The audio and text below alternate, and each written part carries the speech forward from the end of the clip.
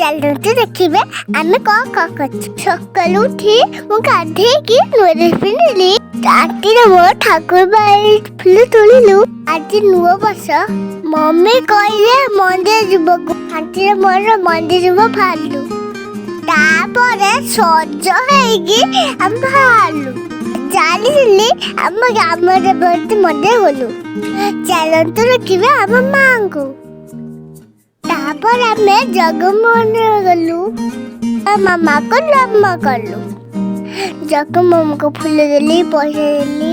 ଜଗ ମାମାକୁ କହିଲି ପାଠ ଦିଅ, ବୁଦ୍ଧି ଭଲସେ କର।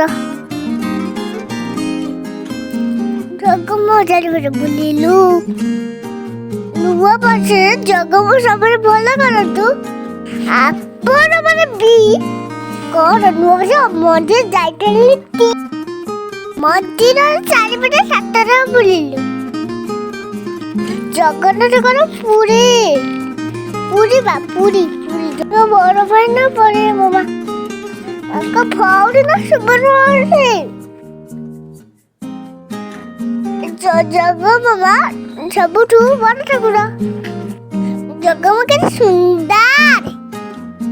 ମୋର ଫେଭରାଇଟ। ମୋର ଫେଭରାଇଟ କିଏ? ପୁରୀ ନିଶ୍ଚୟ ଯିବେ।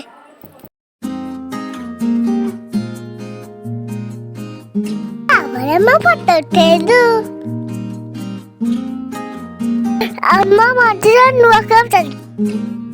ଆପଣ ମାନଙ୍କୁ ଆମ ଗ୍ରାମ ସେଇ ମନ୍ଦିର ଭଲ କରୁଛି। ତାପରେ ଘରକୁ ଚାଲି ଆସିଲୁ।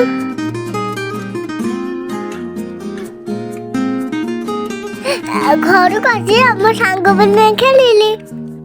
ଆଜି ଏବେ ଶ୍ରାବଣ ଦଶମୀ, ସେଥିପାଇଁ ମମି ମୋ ରୋଷେଇ କରୁଛନ୍ତି। ମମି ମାମା ଆଣ୍ଟି ସବୁ ଆଇଟମ କରିଛନ୍ତି। ସୂର୍ଯ୍ୟ ଦେବଙ୍କ ପାଖରେ ମମି ଭୋଗ କଲେ, ମମି ପୂଜା କଲେ। ଛୋଟ ଛୋଟ ପିଲାମାନେ ଆଇଲେ, ମୋ ସାଙ୍ଗ ପିଲା ଆଇଲେ ଖାଇ ଭୋଗ। ସୂର୍ଯ୍ୟଦେବ ସମସ୍ତଙ୍କୁ ମଙ୍ଗଳ କରନ୍ତୁ। ଆଜି ଆମ ଘରେ ବହୁତ ପିଠା ହେଇଛି। ଆପଣ ମାନେ କେବେ ବହୁତ ପିଠା ହେଇଛି ତ ଆମର ପିଠା ଖାଇବେ। ଯଦି এই ভিডিও ଆପଣଙ୍କୁ ଭଲ ଲାଗେ ତାହେଲେ ଲାଇକ୍, ସେୟାର, ସବସ୍କ୍ରାଇବ।